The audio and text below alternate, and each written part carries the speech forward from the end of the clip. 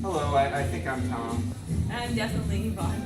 And this is week 5 of the week before week I think 6. it might be week 6.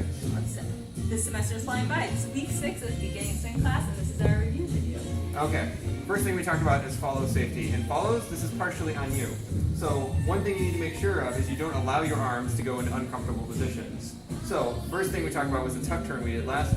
Yeah, the tuck turn from cross hands. So it goes rock, step, triple, triple, rock, step. So there's something important that's happening here. It follows, I'm controlling this. Tom is not leading it. Once he starts to lead this turn, I can choose when I start to give pressure back. I can wait until my arm is way out here and I've really yanked it and then try and follow it, or I can actually move with it and follow my arm around. That second option is the one we like. Which is what we're trying to do. And there, in addition to staying on time with the music and I end up not hurting my arm, which is the major thing. But I also then have the connection with my partner. So let's show it the wrong way Sure. and then the right way one more time. So wrong way, bad, rock step, right? And yeah, at faster speeds, that's gonna not be very comfortable at all. You also lose your balance much more quickly. Yeah, we go rock. This is good. And you'll notice that my arm stayed in front of my face the entire time. Yeah. All right. Another related piece we did was follows. You need to know when to fight back so that your lead is not like just coming. That's bad phrasing, but anyway. But yeah, when am I giving pressure back to my lead? So let's say I start walking toward my partner. Oh. So Tom cannot control when I start getting pressure back, but a good rule of thumb is around when my elbows hit the side of my body, that's when I'm going to give pressure back. So if we were to start out here, Tom walks ahead towards me, we end up getting here and I create this pressure. Yeah, and I can't control it, so yeah. So follows if you just allow your arms to go behind you, then when your lead starts, he's just gonna come in towards you. Yeah, and so this is a good rule of thumb in general when you're doing these dances. Yeah, and also just in general, like allowing your arms to get back like this, which I've seen follows do, it's very uncomfortable. It's You can hurt uncomfortable, yourself. it breaks our connection, and you can't hurt yourself. So let's avoid all those things. All right. There was one last thing we wanted to show, which was it works. You don't want to let your arms go behind you, but you also don't want to allow your arm to be twisted off. So sometimes, like I might try and be leading someone to turn a little bit, and instead they just let go of their arm, and they're like, oh, whatever. So once again, just don't let your arms rotate past a certain point. Yeah, and so leads are doing their best not to egg beat their follows, and follows we're also trying to respond. Yeah. And so one of the major things we focused on this week was musicality and adding in some fun things for breaks in the music. That was an awkward segue. That's okay. We're going with it. But it's a review video. We're just going right through. Okay. Tom thought it was awkward, but he can do the next part. Click the like button if you agree. Anyway, so musicality. Yeah, we had a point. This is a very serious class. Okay, so one thing that we had noticed a lot of leads were doing is most songs have a bit of an intro where the main rhythm is not playing yet, and a lot of leads were just stomping all over it, just right at the start of the song. They're just like, okay, got my partner, go, bam, bam, bam, turns, everything, ha, ha, right? And that's actually not very cool. Yeah, it's actually much cooler when the song, of course we have the middle of the song going on right now, but when the intro plays, it's very cool to just kind of walk around slowly. We did this exercise 2 or 3 weeks ago. And this is a really cool thing to do, before the song actually starts.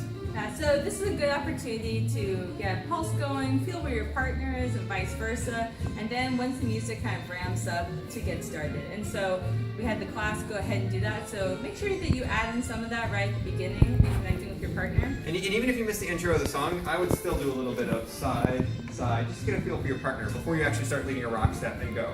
Oh, the other thing is during that intro, I prefer the side-to-side thing. You probably just don't want to be constantly reading the rock steps through the entire intro, because those can actually be pretty long, and that's pretty weird. But well, I mean, do what suits you, I suppose. And so we then started talking about the breaks in the music and some different fun things that you can do for that. So one of them, so from right here, basically you start going heel, toe, heel, toe, heel, toe, heel, toe. We can also go the other direction.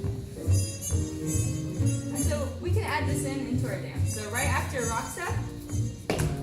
Bum, bum, bum, bum. All right, and so you notice something very important. Yvonne started going the other way, but then she just joined and catch up with me. So the key for leads is do it with confidence, and give her more than one count to catch up. That's right. I may not always sense immediately where we're going, but Tom gave me a few extra counts so I could then catch on. Yeah.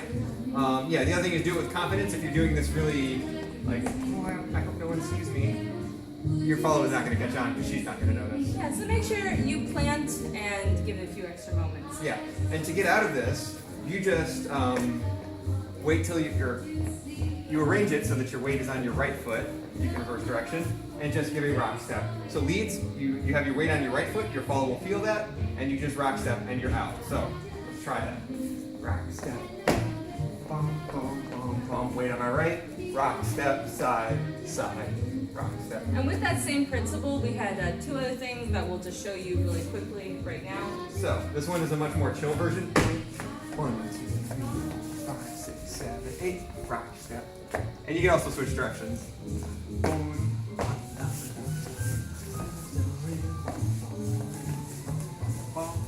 Rock and then step. the other one was we just called them the down, down, downs. Yep. Yeah. And it goes rock step. Down, down, down, down, down, down, down, down, down, down, down, down. One more down, down, down. Rock step. Sorry, I had to do that last one so I get my weight on my right foot. That's right. And so that finished up I think what we did for during the breaks. Yes, but I just wanted to show those last two from a different angle because I think they may be hard to see. Rock step. Rock step. Yep. And then the other one goes rock step. Down, down, down, down, down, down, down, down, up. Rock step. Yes. All right. Last thing we did was we started Charleston. I love Charleston. Very exciting. Charleston is just fancy walking. It's actually very easy once you get into it, but you guys need to practice the basic. So I'll post some songs. I'll post some Charleston songs in reply to this video, and you guys can practice that music. And here's the basic. Well, we'll start with the easy version. Step, tap, step. 1, 2, 3, 4, 5, 6, 7, 8. So we're making full weight change. I'm actually moving forward and back as I do this. We're letting our arms flow naturally, opposite leg, opposite arm. This is just the way you would if you were walking. Absolutely. And so now if we go ahead, we're going to get into the actual kicking version. All right, here we So, go.